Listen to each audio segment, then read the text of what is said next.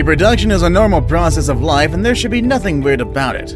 Let's talk about weird eggs. More specifically though, the amazing, and sometimes weird ways animals lay them. From animals first thought to be serial infant killers to someone who can't decide whether to lay eggs or give birth to live young, this is how these 10 animals lay eggs.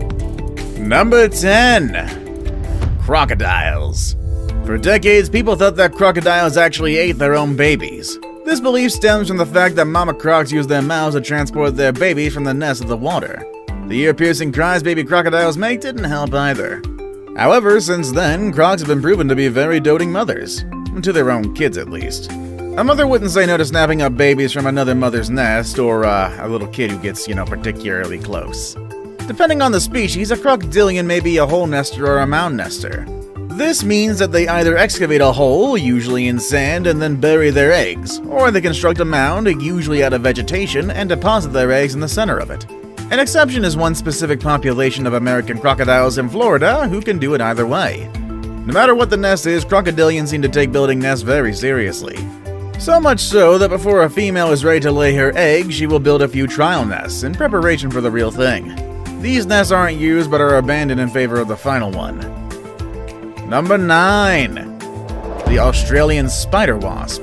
How this terrifyingly named wasp reproduces is absolutely gruesome, but at the same time disturbingly familiar.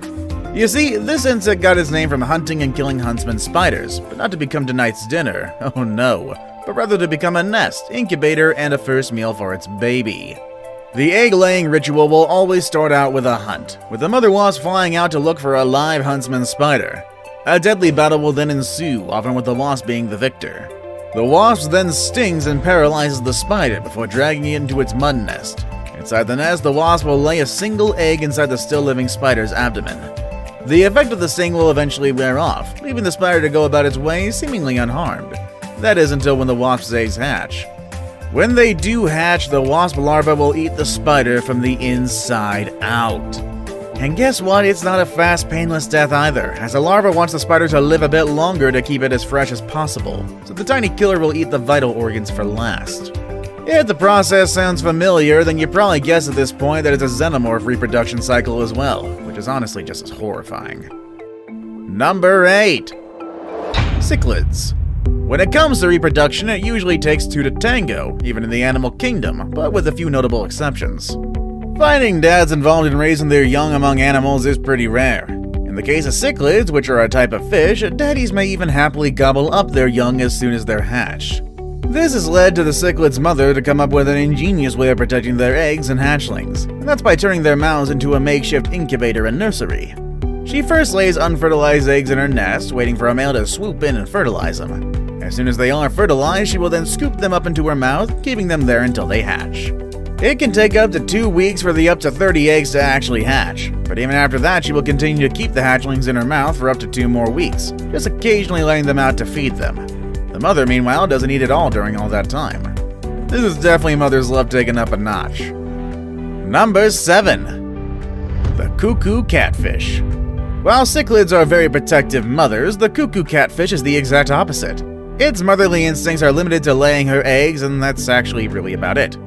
They actually leave the job of rearing their own young to other fish, and in the case of cuckoo catfishes living in East Africa's Lake Tanganyika, they target cichlids to be their surrogates.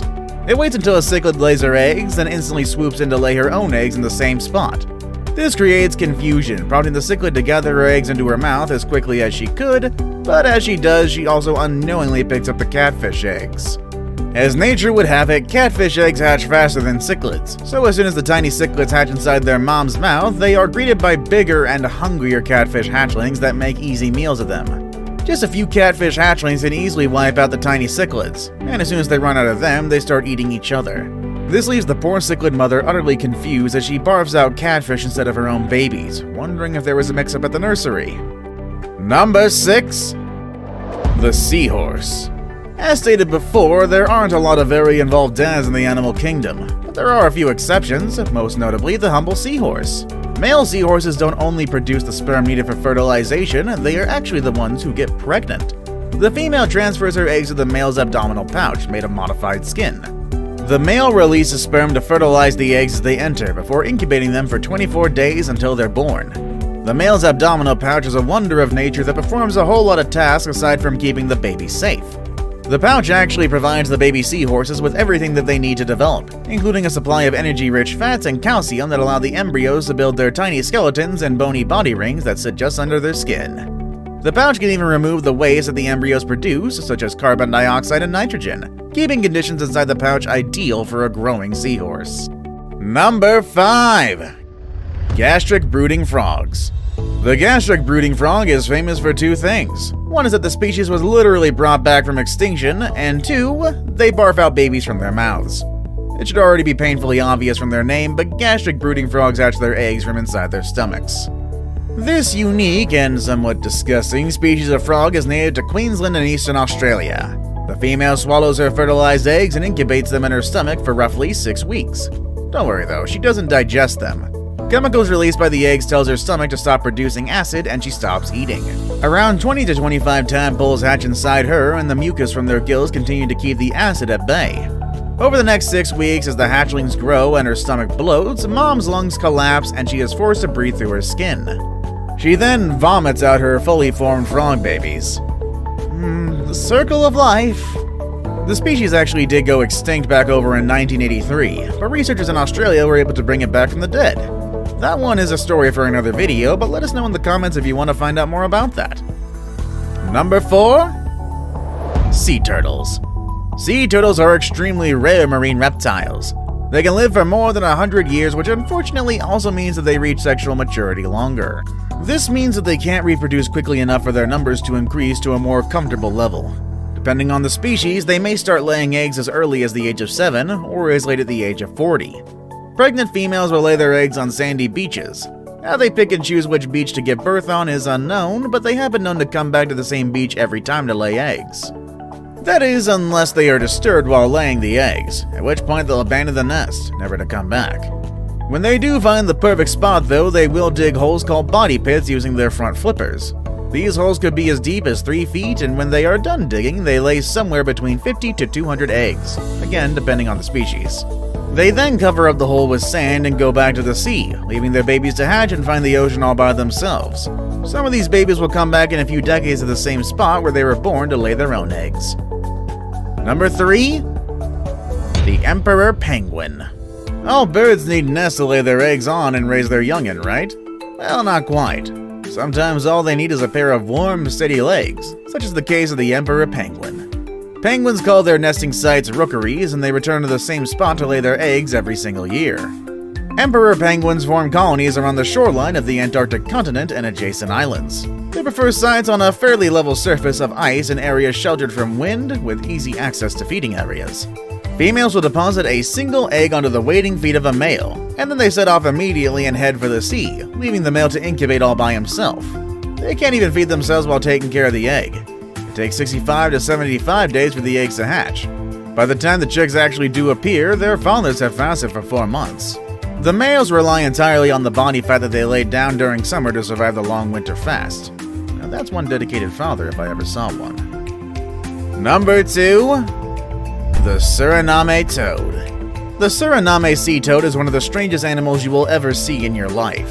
You see, unlike other toads, it looks like a car has run over it, and it gives birth out of its back. The female toad's offspring develop from eggs to frogs underneath under her skin, and for people of a certain disposition, the sight of this toad giving birth is enough to make them vomit. So of course I definitely need to show it to you guys. The female Suriname toad can carry up to 100 eggs in her back, forming an irregular honeycomb design. The male toad produces a sharp clicking noise by snapping the hyoid bone in his throat, which attracts a nearby partner. The female rises from the seafloor, at which time the male mounts her back. They do a bit of an awkward mating dance, mostly involving the pair flipping through the water. This also has the female releasing eggs with each flip and the male fertilizing them before he helps embed the eggs in her skin. Once the eggs are implanted, a film forms over them, creating protective pockets. 4 months later, the fully grown frogs punch their way through the skin to freedom.